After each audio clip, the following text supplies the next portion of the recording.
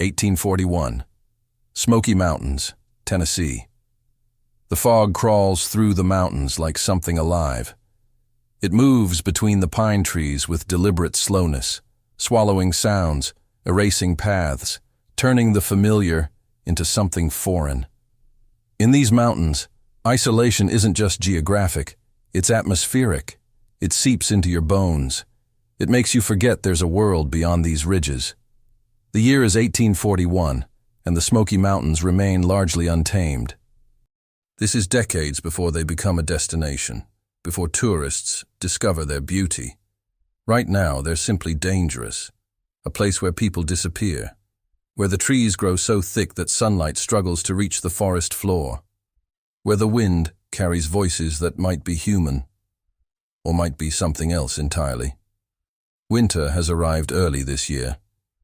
By October, frost already coats the valleys each morning, and the creeks run cold enough to stop a man's heart.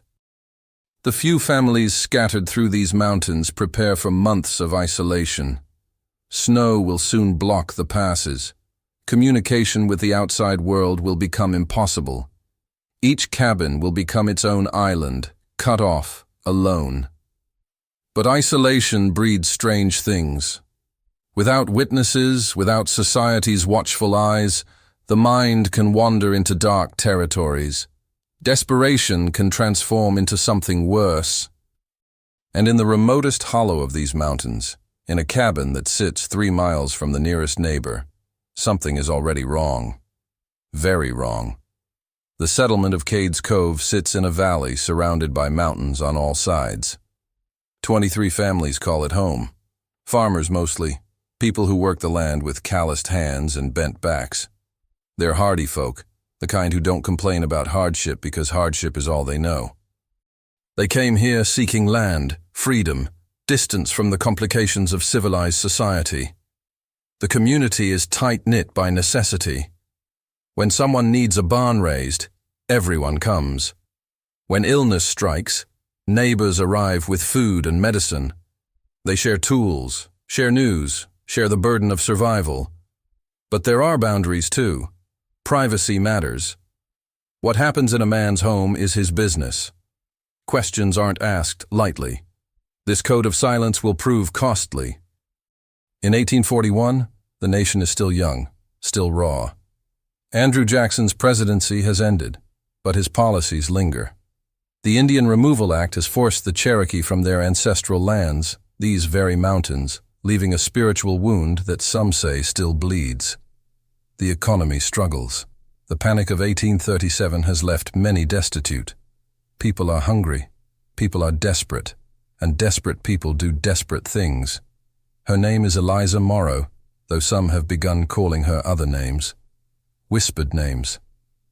She's 42 years old, though she looks younger. Unsettlingly so. Her skin remains smooth, almost luminous, while other women her age show the wear of frontier life. Her hair, thick and dark, has no trace of gray. Her teeth, remarkably, are all intact. In a time when most people her age have lost several to decay, this alone marks her as unusual. She lives in a cabin at the end of Forge Creek, where the hollow narrows and the mountains press close. Her husband, Thomas Morrow, was a blacksmith, a valuable trade in these parts. He died 2 years ago. Crushed, they say, when his forge collapsed. Eliza discovered the body.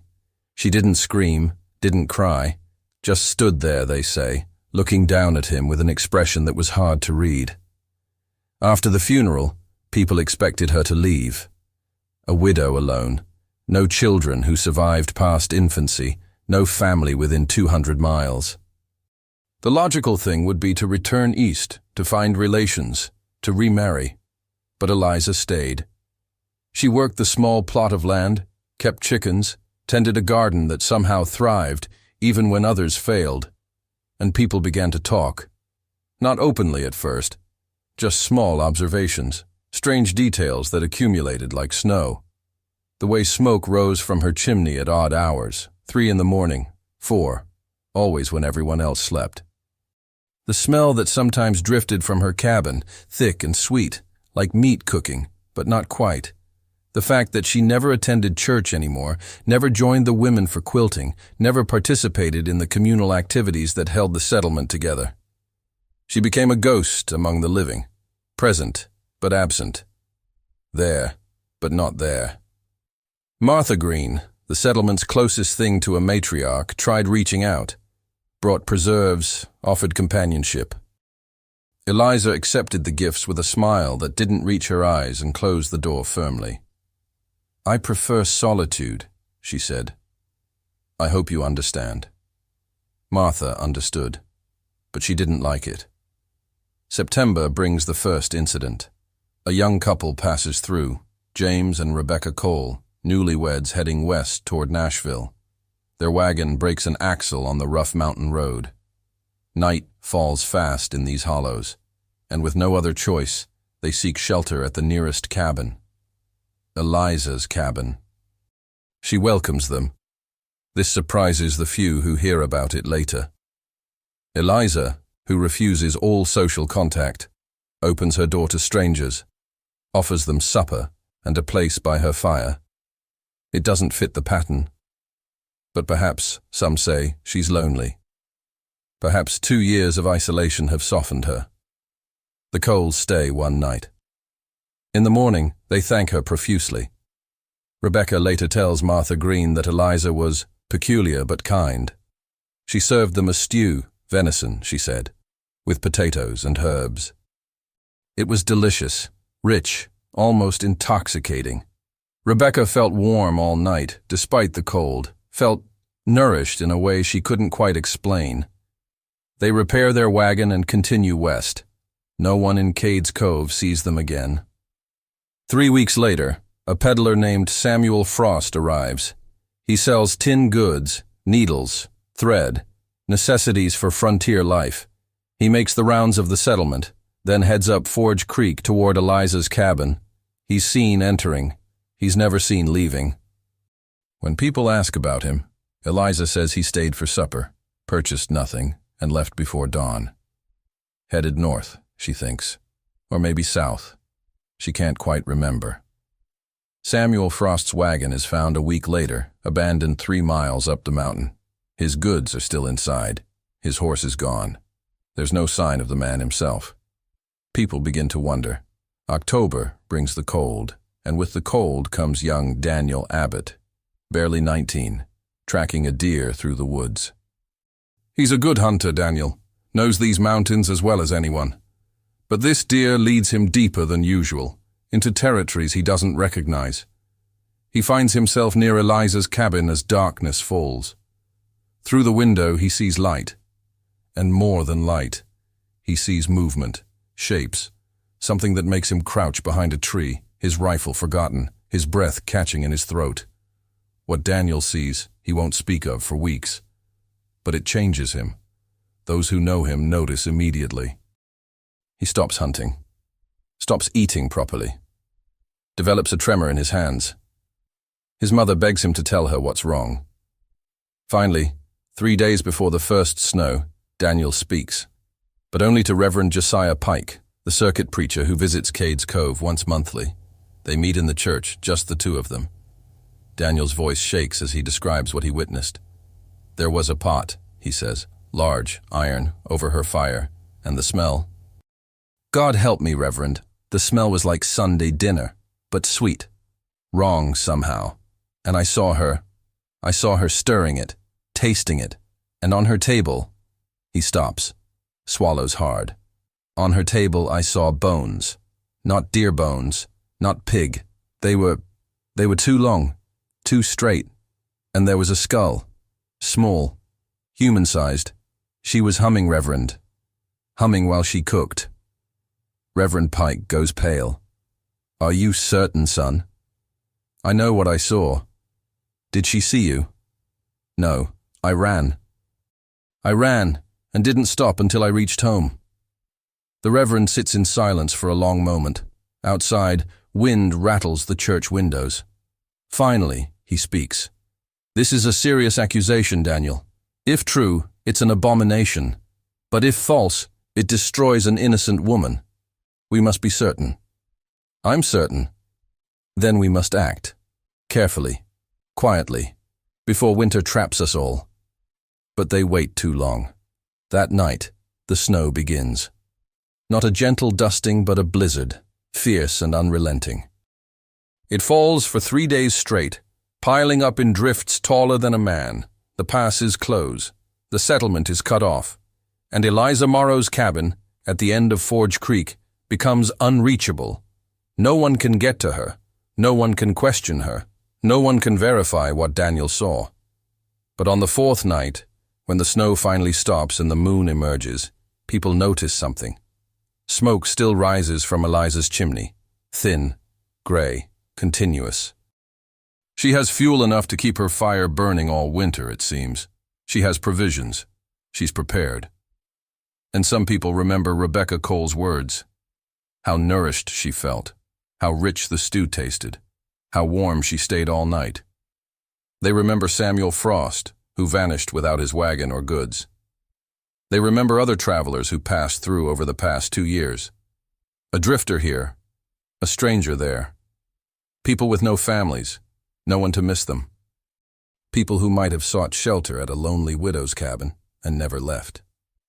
Martha Green stands at her window, looking toward the dark mountains where Eliza's cabin sits hidden. She thinks about the woman's smooth skin, her vitality, her strange isolation. And she remembers an old folk tale her grandmother told. About women who discovered terrible secrets. About how some believed that consuming human flesh could preserve youth, could grant vigor, could keep death at bay. Surely not. Surely it's just a story. But in the darkness, as smoke continues to rise from that distant cabin, Martha isn't so sure anymore. And she knows that when spring comes, when the snow melts and the passes reopen, someone will have to climb that mountain. Someone will have to knock on Eliza Morrow's door. Someone will have to discover what she's been cooking all winter. The question is, will anyone come back to tell the tale? To be continued in Chapter 2, March 1842. 4 months after the first snow, winter releases its grip slowly in the Smoky Mountains. The snow doesn't melt, it retreats inch by stubborn inch, revealing a world transformed. What was buried emerges. What was hidden becomes visible.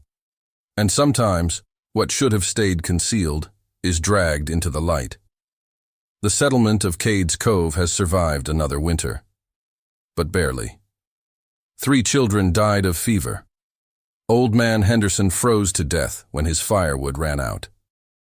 2 families lost their livestock. Everyone is thinner, paler, weaker. Everyone except Eliza Morrow. When she finally appears in late March, walking down from her isolated cabin to trade at the general store, people stop and stare.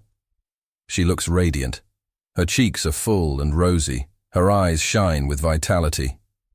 She moves with the energy of someone 20 years younger. While the rest of the settlement bears the marks of a brutal winter, Eliza seems to have thrived. She must have stored provisions, Martha Green says, trying to rationalize what everyone sees. But her voice lacks conviction. They all stored provisions. None of them look like Eliza. Reverend Pike watches from across the street. He hasn't forgotten Daniel Abbott's confession. All winter, it haunted him.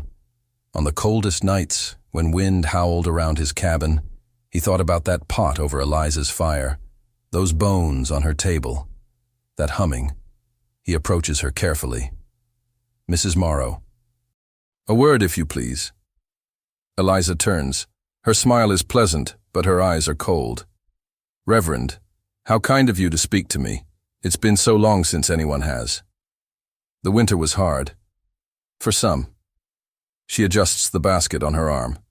I managed well enough. So I see. He pauses, choosing his words carefully. Mrs. Morrow, there are concerns. Questions about travelers who may have sought shelter at your cabin. Her expression doesn't change. Travelers come and go, Reverend. I'm hardly responsible for tracking their movements. The peddler, Samuel Frost, he was seen entering your home. He was never seen leaving. He left before dawn. I told people this already. Her voice remains calm, almost bored. If he met misfortune on the road, that's hardly my fault. These mountains are dangerous. Young Daniel Abbott says he saw something. Through your window. Last October. Now her eyes sharpen.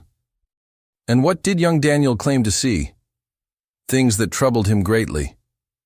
Eliza laughs, a sound like ice cracking. Daniel Abbott is a boy who drinks too much corn whiskey and has too much imagination. If he was spying through my windows at night, perhaps he should explain why he was lurking around a widow's cabin in the dark. It's a clever deflection. Puts Daniel on the defensive. Makes his testimony suspect. Reverend Pike feels his certainty waver. But only for a moment. There will be questions, Mrs. Morrow. Official questions. When the circuit judge comes through this spring, let him come. She leans closer. The Reverend can smell something on her breath, something sweet and rotten. Let him ask his questions. Let Daniel Abbott make his accusations. I have nothing to hide. She walks away, leaving the Reverend standing alone in the muddy street. But she's lying, and they both know it. 3 days later, 5 men ride up Forge Creek toward Eliza's cabin. They're not official law. There is no official law this deep in the mountains, but they represent the settlement's authority. Reverend Pike leads them. With him are Daniel Abbott, still haunted but determined. Samuel Green, Martha's husband. Jacob Miller, a farmer built like an ox. And Thomas Garrett, who served as a constable back in Virginia before coming west. The ride takes 2 hours. The trail is muddy, treacherous with melting snow. The forest feels oppressive, the trees pressing close, their branches still bare and skeletal. No birds sing, no animals rustle in the underbrush. The silence is absolute. Eliza's cabin sits in a small clearing, backed against a steep rock face. Smoke rises from the chimney. She's home. She's expecting them. The door opens before they can knock. Gentlemen. She stands in the doorway, blocking their view of the interior. This is quite the delegation. Am I that important? Mrs. Morrow, Thomas Garrett steps forward. We need to inspect your property. There have been serious allegations. Allegations by a drunk boy and a superstitious preacher. She doesn't move. You have no authority here. We have the authority of common concern, ma'am. If you're innocent, you have nothing to fear from us looking around. For a long moment, she says nothing. The men shift uncomfortably. Jacob Miller's hand moves toward the rifle on his saddle. Then slowly, Eliza steps aside. Very well. Search all you like. You'll find nothing. They enter the cabin. At first, it seems ordinary. Sparse but clean. A bed in one corner, a table and 2 chairs, shelves with jars of preserved vegetables, a trunk, the fireplace with its hanging pot. Everything looks normal. Too normal. Where do you keep your stores? Garrett asks. Your meat? I have a smokehouse out back and a root cellar. They search the smokehouse first. Venison hangs from the rafters. Properly cured, properly prepared. Nothing unusual. The root cellar is next, accessed through a wooden door set into the ground behind the cabin. Stone steps lead down into darkness. Daniel Abbott lights a lantern and descends first. What he finds makes him vomit. The cellar is larger than expected, carved deep into the rocky hillside. And it's full. Barrels line the walls, dozens of them. When Garrett opens one, the smell hits them like a physical blow. Brine, salt, and underneath, something sickeningly organic. Jesus Christ, Garrett whispers. Floating in the brine are pieces, cuts of meat, preserved for long storage. But the shapes are wrong. The bones visible through the translucent flesh are wrong. These aren't deer legs. These aren't pork shoulders. Get the Reverend, Daniel manages. Get him now. Reverend Pike descends into the cellar. His face goes gray. Dear God in heaven. They open more barrels. Each one contains the same horror. Human remains, butchered and preserved like livestock. Arms, legs, torsos cut into manageable pieces. Some barrels contain only bones, skulls, ribs, femurs, stripped clean and sorted by size. In the corner they find leather bags filled with personal effects. Watches, rings, buttons, a child's toy, a woman's comb, the belongings of the missing, the disappeared, the travelers who sought shelter and never left. Samuel Green finds a ledger, a record book hidden under a loose stone. Eliza kept notes. Names, dates, methods of preparation. It reads like a butcher's inventory, clinical and precise. The entries go back 5 years, 17 people, 17 victims. She didn't just kill them, she consumed them. Every scrap, nothing wasted. How could we not know? Daniel's voice breaks. For 5 years? How could we not know? Because we didn't want to, Reverend Pike says quietly. Because it was easier not to see. They climb back into the daylight. Eliza sits on her porch steps, calm as morning. She watches them emerge, reads the horror on their faces, and smiles. Found my pantry, did you? You're a monster, Garrett says. An abomination. I'm a survivor. She stands, brushing off her skirt. Do you know what it's like to watch your children die? 3 babies, dead before their first year? Do you know what it's like to feel your body aging, rotting, dying? I found a solution. An old Cherokee woman told me before they were forced out. She said the old ones knew secrets, how to take life from others, how to stay young, how to cheat death. You murdered 17 people. I liberated them from their meaningless existences and gave their flesh purpose. They nourish me, they sustain me, they keep me alive. Her voice rises, passionate now. You judge me, but you're all hypocrites. You kill animals and eat them without thought. What's the difference? The difference is, they were human beings, Daniel shouts. So am I. And I choose to live. Garrett pulls out rope. Eliza Morrow, by the authority of this community, I'm placing you under arrest for murder. You'll be held until the circuit judge arrives. She doesn't resist, lets them bind her wrists. But as they lead her to a horse, she speaks one last time. You can hang me, burn me, bury me alive, but you'll never forget me.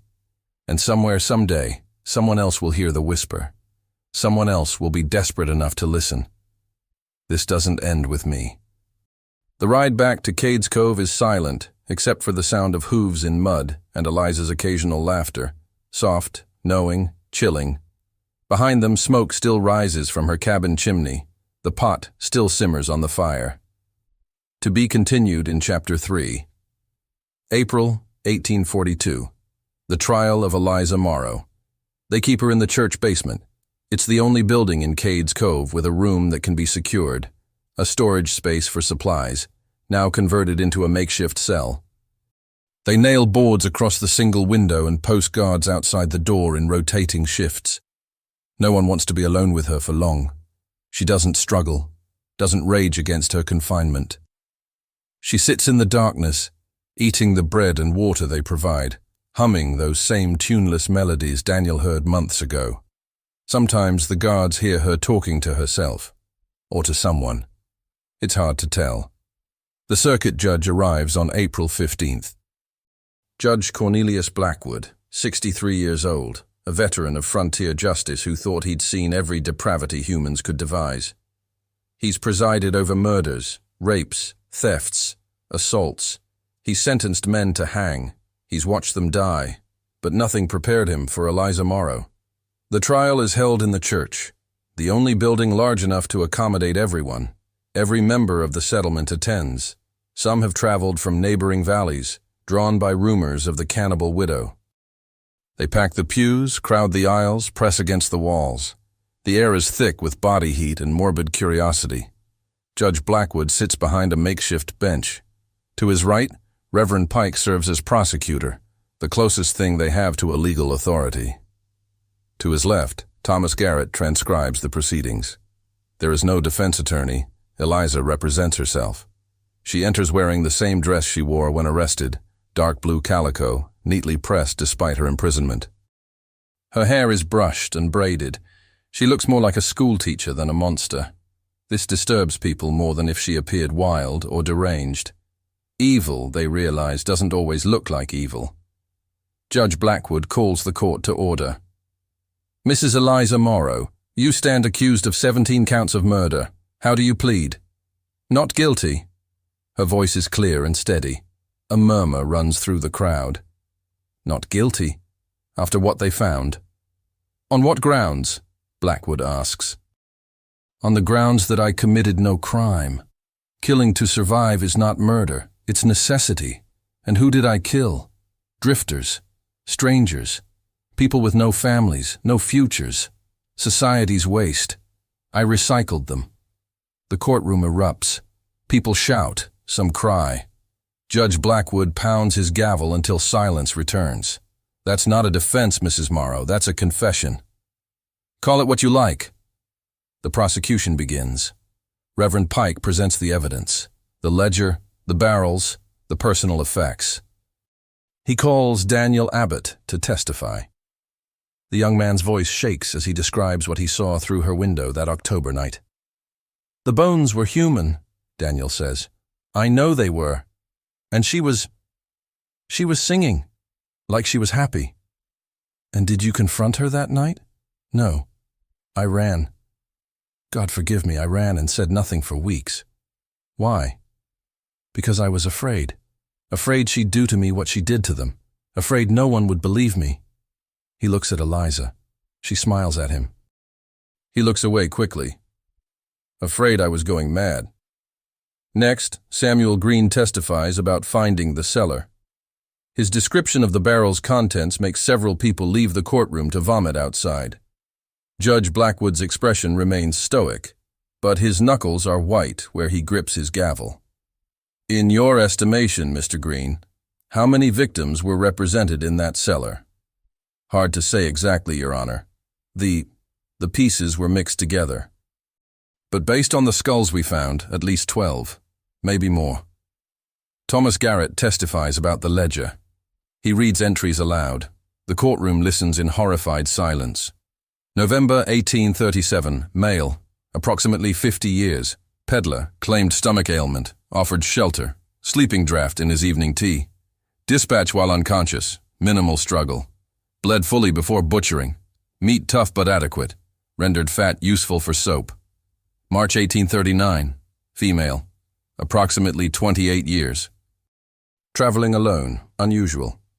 Runaway wife, perhaps. Too many questions. Required immediate action. Younger meat more tender. Prepared stew. Exceptional results.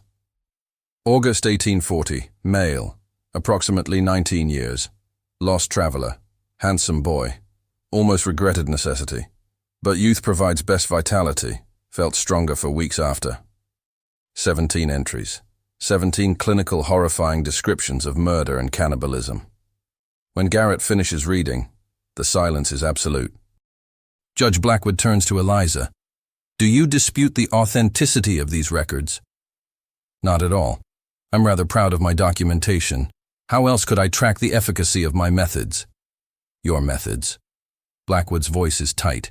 You speak of murder like it's a recipe, isn't it? A series of steps to achieve a desired outcome. I'm simply more honest about it than most. Why did you do this? For the first time, emotion cracks her calm facade. Her eyes burn with something fierce and desperate. Because I refused to fade. I refused to rot. I lost 3 children before they could speak. I watched my body age and wither. I saw death approaching and I said no. When that Cherokee woman told me the old secret, that consuming human flesh transfers their life force, their vitality, I was desperate enough to try. And it worked. She stands, addressing not just the judge but the entire courtroom. Look at me. I'm 43 years old.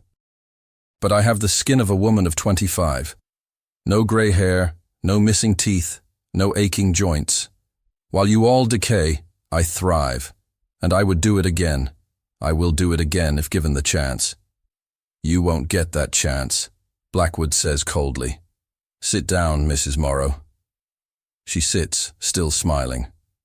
The defense phase begins, though there is no defense to present. Eliza calls no witnesses in her favor. She presents no evidence of insanity or diminished capacity. Instead, she makes a statement. "This settlement judges me. But who among you has never killed? You slaughter pigs and don't flinch. You shoot deer and call it sport. You crush insects without thought. Life takes life. That's nature's law. I simply expanded the definition of acceptable prey." "Humans are not prey," Reverend Pike interrupts. "Why not? What makes us special? Our ability to think? Many animals think. Our ability to feel. Animals feel pain, fear, love. No, what makes us special is simply our own arrogance. We decided we're sacred, but I reject that designation. We're meat, same as any creature, and some meat is more useful than others." "That's blasphemy," someone shouts from the crowd. "That's honesty," Eliza counters. "You're all so trapped in your moral fairy tales. But when winter comes and the food runs out, when your children are starving and death is at your door, you'll understand. Survival has no morality. Survival is its own justification." "Is that what you told them?" A woman's voice, trembling with rage. Martha Green stands. "Is that what you told Rebecca Cole when you fed her stew made from the previous traveler's corpse? Is that what you told Samuel Frost before you killed him?" "I told them nothing. I gave them what they needed, warmth, food, shelter. That they became food themselves is simply the circle completing." The courtroom erupts again. Judge Blackwood calls for order, but it takes several minutes. When calm finally returns, he speaks. "Mrs. Morrow, I've presided over many trials in my years on this circuit. I've seen evil in various forms. But you represent something beyond simple wickedness. You've lost your humanity entirely, if you ever had it. This court finds you guilty on all 17 counts of murder. Sentencing will occur tomorrow morning." Eliza shows no reaction. As the guards lead her back to the basement cell, she turns to address the crowd one final time. "You can kill me, but the knowledge doesn't die. Somewhere in these mountains, written on deerskin and hidden in a cave, are the full instructions. The Cherokee woman's complete teachings. How to prepare the meat, how to maximize the vitality transfer, how to preserve youth indefinitely. Someone will find it eventually. Someone will be desperate enough to use it." "That's enough," Garrett says, pushing her toward the door. "It's never enough." Her voice rises to a shout. "Life is never enough. You'll see. When you're old and dying, when your bodies betray you, you'll remember me. You'll wonder if I was right." The door closes on her, screaming. The church empties slowly, people filing out into the spring afternoon. But they don't speak, don't meet each other's eyes. Because somewhere, deep down, some of them are wondering, how far would I go to survive? How much would I sacrifice for youth, for health, for life? It's a question no one wants to answer. To be continued in Chapter 4. April 16th, 1842. Dawn. They build the gallows in the center of Cades Cove, where the old trading post used to stand before it burned 3 winters ago. The structure is simple. 2 posts, a crossbeam, a rope. Jacob Miller does the carpentry. His hands shake as he works. He's built many things: barns, cabins, fences. This is the first gallows. No one sleeps the night before. Throughout the settlement, candles burn in windows. People pray. People weep. Some people drink. The weight of what they're about to do, executing a woman regardless of her crimes, sits heavy on everyone's conscience. But it must be done. That's what Judge Blackwood decided. That's what the community voted. 17 murders demand justice, and frontier justice is absolute. Eliza spends her last night singing. The guards outside her cell door hear the songs, old ballads, church hymns, melodies that might be Cherokee. Her voice is beautiful, they'll admit later. clear and haunting. It makes everything worse somehow. Monsters shouldn't sing like angels. At dawn, Reverend Pike visits her cell for the last time. He carries his Bible and a profound sense of duty. "Mrs. Morrow, I'm here to offer you a chance for redemption. Confess your sins to God. Ask forgiveness. Pray with me." She looks up from where she sits on the floor. "Forgiveness? For what? I told you. I committed no sin. I survived, that's all. You murdered 17 innocent people." "No such thing as innocent, Reverend. We're all guilty of something. I'm just guilty of being honest about my guilt." "Then you'll die with this darkness in your soul. I'll die with truth in my soul. That's more than most people can say." She stands, brushes off her dress. "I'm ready. Let's give the good people their show." The procession begins at 7 o'clock. Guards escort Eliza from the church basement. Her hands are bound, but she walks with her head high, no fear visible in her expression. The entire settlement lines the route.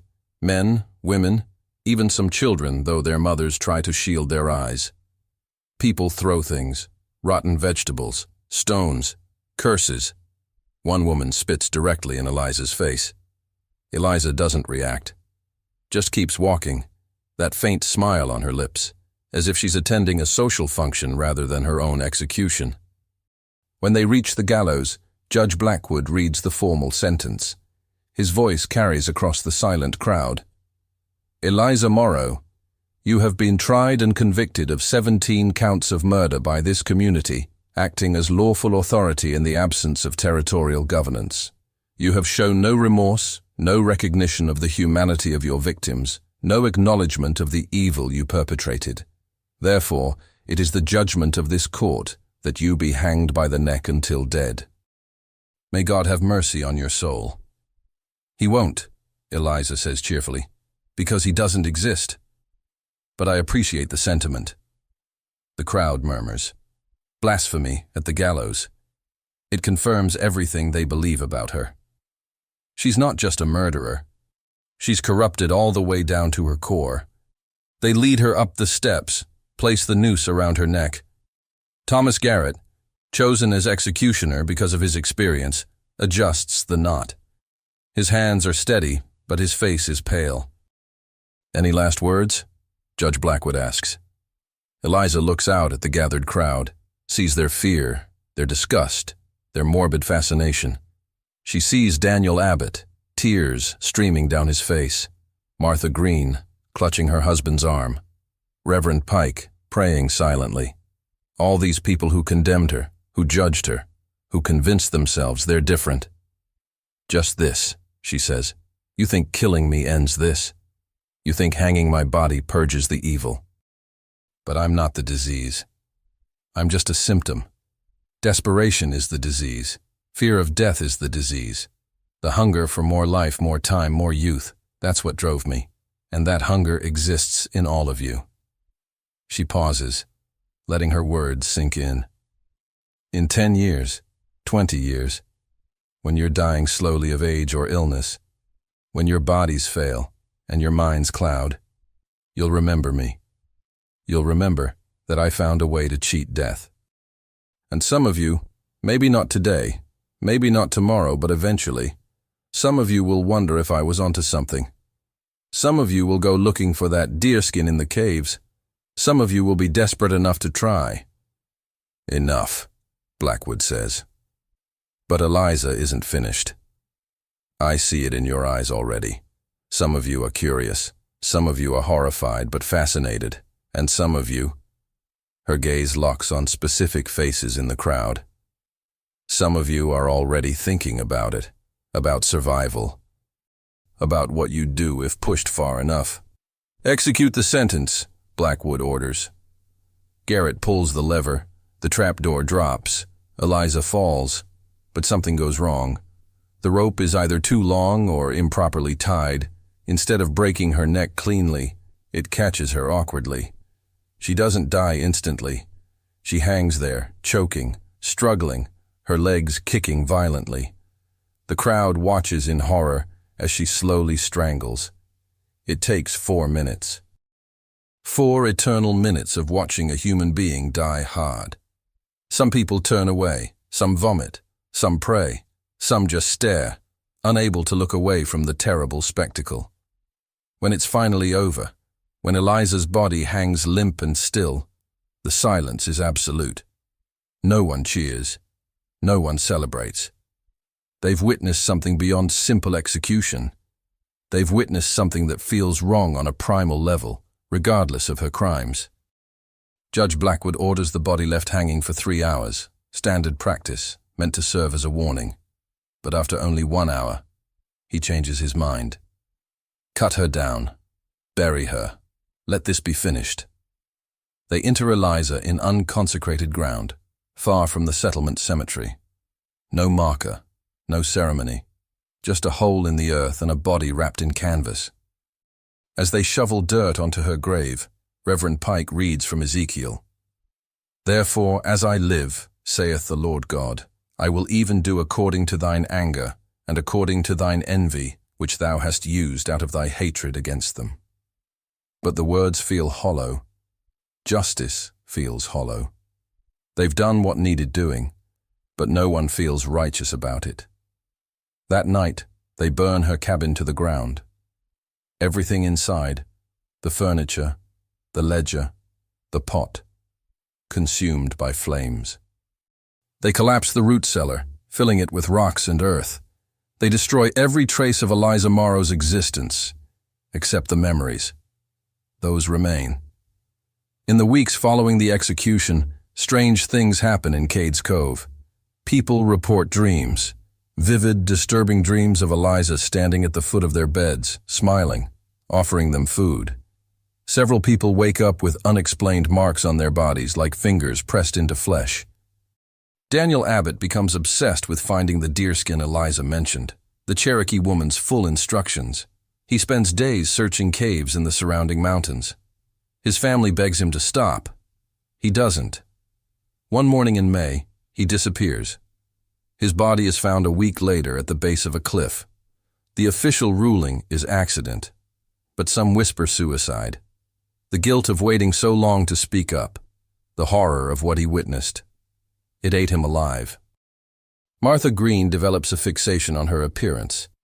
She studies her face in the mirror for hours, cataloging every wrinkle, every age spot. Her husband finds her one night in the kitchen, stirring a pot on the stove, humming tunelessly. When he asks what she's cooking, she can't answer. Doesn't remember starting the fire or putting the pot on. It terrifies her. She destroys all the mirrors in their house. Reverend Pike's faith wavers. He still preaches, still leads services, but the conviction is gone from his voice. Eliza's final words haunt him. He doesn't exist. He starts drinking. By winter, he can barely climb the pulpit steps. By the following spring, he's left the ministry entirely and moved back east, broken. The settlement itself begins to decline. Families leave, spooked by the evil that touched their community. Those who remain rarely speak of Eliza Morrow. Her name becomes taboo, a whispered curse. But the story spreads. Other settlements hear about the cannibal widow. The tale grows with each retelling, becoming legend, becoming myth. And in other remote places, in other desperate circumstances, some people hear the legend and wonder. Could it be true? Could consuming human flesh really preserve youth? Really transfer vitality? Most dismiss it as frontier madness. But some, desperate people, terrified of death, clinging to life by their fingernails, some believe. Eliza Morrow is dead and buried, but the idea of Eliza Morrow lives on, to be continued in Chapter 5. 20 years later, 1862, the Civil War rages across America. Brother fights brother. The nation tears itself apart. And in the chaos, in the violence, in the desperation of survival, old stories resurface. Old hungers awaken. Cades Cove barely exists anymore. Most families fled during the war years. Confederate deserters hide in the mountains. Union patrols occasionally pass through looking for rebels. The settlement that once held 23 families now houses fewer than 30 people total. The church stands empty, its boards rotting. The old trading post was never rebuilt. Nature reclaims what humans abandoned. But one structure remains, maintained against the odds. A small cabin at the end of Forge Creek, rebuilt on the exact spot where Eliza Morrow's home once stood. And in that cabin lives a woman named Sarah Price. She arrived 5 years ago, a widow fleeing the war, seeking isolation and peace. She's 40 years old but could pass for 25. Her skin is smooth, her hair is dark and lustrous. Her eyes shine with disturbing vitality. The few remaining residents of Cades Cove avoid her. There's something familiar about her, something that triggers old memories, old fears. But no one asks questions anymore. In wartime, everyone has secrets. Everyone is running from something. Late one night, a Confederate deserter stumbles onto Sarah's property. His name is William Marsh, 19 years old, half-starved, delirious with fever. She finds him collapsed in her garden and brings him inside, offers him soup, tends his wounds, lets him sleep by her fire. He never leaves. A week later, a Union soldier knocks on her door, looking for rebel deserters. Sarah invites him in for coffee. He sits at her table, drinks from her cup, and tells her about his wife back in Pennsylvania, about the baby he's never met. "You must miss them terribly," Sarah says, her voice honey-sweet. "Every day," he admits. "But the war takes everything." "Not everything," she says softly. "Some things can be preserved." He doesn't understand. Not until the sleeping draft in his coffee takes effect. Not until he wakes up in her root cellar, bound and gagged, surrounded by barrels that smell like brine and rotting meat. By then, understanding doesn't help. In the spring of 1863, a journalist named Robert Chen arrives in what remains of Cades Cove. He's investigating war atrocities for a Philadelphia newspaper, documenting the horror of brother fighting brother. But he hears whispers of something else. An older horror. A legend about a cannibal widow from decades past. The few remaining residents won't speak of it. But he finds records, old church documents, trading post ledgers, a diary kept by Thomas Garrett that describes the trial and execution in detail. He becomes obsessed with the story of Eliza Morrow. His research leads him to Sarah Price. She welcomes him warmly, offers him hospitality. They talk for hours. She's intelligent, well-read, surprisingly knowledgeable about local history. When he mentions Eliza Morrow, her eyes light up. "Fascinating case," she says. "A woman who refused to accept society's limitations, who did whatever necessary to survive. She murdered 17 people. She utilized available resources." Sarah pours him more tea. "Society only condemns her because her resources happen to be human. But in war, we kill humans by the thousands and call it duty. What's the difference, really?" It's an echo of Eliza's logic. Too close an echo. Chen feels unease prickle his spine. "Are you sympathetic to her actions?" "I'm sympathetic to desperation, to the will to survive." She smiles. "Aren't you? You've reported on war atrocities. You've seen what humans do when pushed to extremes. Surely you understand that morality is a luxury of comfort." Chen changes the subject, but his journalistic instincts are screaming. Something is wrong here. Very wrong. He excuses himself before nightfall, claiming he needs to return to the nearest town. Sarah doesn't pressure him to stay, but as he leaves, she says something that stops him cold. "Mr. Chen, if you intend to write about Eliza Morrow, be fair to her memory. She wasn't a monster. She was simply ahead of her time." He rides away fast, not looking back.